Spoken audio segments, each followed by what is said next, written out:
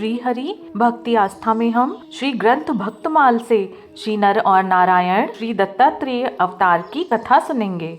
दक्ष कन्या की धर्म पत्नी मूर्ति के गर्भ से भगवान श्री हरि नर और नारायण के रूप में प्रकट हुए थे। भगवान श्री नर नारायण ने आत्म तत्व का साक्षात्कार कराने वाले भगवत आराधन स्वरूप कर्म का उपदेश किया, जो वास्तव में कर्म बंधन से छुड़ाने वाला और निष्कर्म स्थिति को प्राप्त कराने वाला है। श्री नर नारायण ने स्वयं भी उसी कर्म का अनुष्ठान किया। बद्रिका आश्रम में उसी कर्म का आचरण करते हुए वो अभी भी विराजमान हैं। इंद्र ने यह आशंका की कि अपने घोर तप के द्वारा नर नारायण मेरा पद छीनना चाहते हैं। इंद्र ने श्री नर नारायण का तप और धर्म भ्रष्ट करने के लिए सदल कामदेव दल को भेजा। श्री नर और नारायण की महिमा न जानने के कारण गर्भ में आकर कामदेव ने वहां अप्सरा गण सहित उनके तप को भेदने की चेष्टा की। आदिदेव श्री नारायण ने हंसते हुए इंद्र से कहा, डरो मत, हमारा आतिथ्य स्वीकार करो। श्री भगवान के ऐसे आग्रह पर लज्जा से सिर झुकाए देवगण करुण स्वर से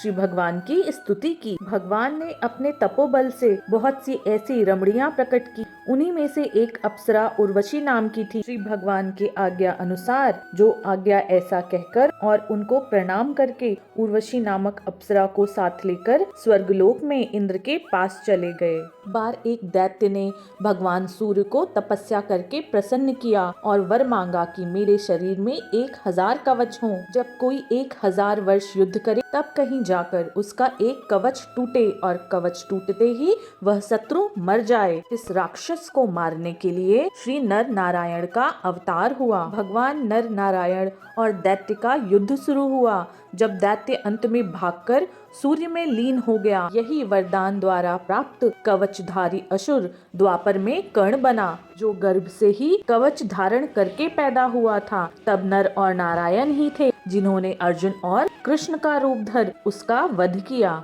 महर्षि अत्रि की तपस्या से चित्रकूट में माता अनुसुईया के गर्भ से भगवान श्री दत्तात्रेय रूप में प्रकट हुए। वर देते समय भगवान ने कहा था, मैंने अपने को तुम्हें दत्त दे दिया, अर्थात इसी फलस्वरूप इनका नाम दत्त पड़ा। दत्तात्रेय भगवान दत्तात्रेय के चरणों की सेवा से राजा यदु तथा सहस्त्र अर्जुन आदि ने योग भोग तथा मोक्ष की सभी सिद्धियां प्राप्त की थीं।